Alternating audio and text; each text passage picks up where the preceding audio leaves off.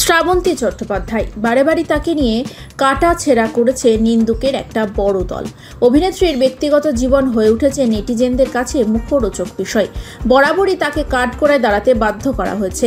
এবার একটা সামান্য ভিডিও পোস্ট করেই বিপাকে ফেলার চেষ্টা করা হয়েছে শ্রাবন্তীকে। কিছুই নেই ভিডিওটিতে।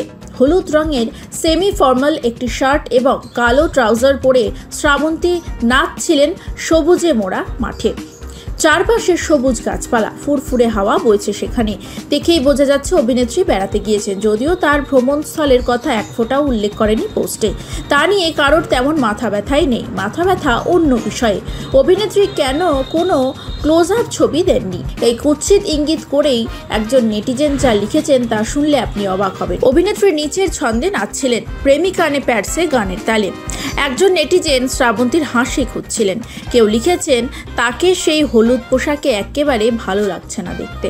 এক কথায় বলা যেতে পারে সমালোচনা যেন পিছু ছাড়ে না শ্রাবন্তীর।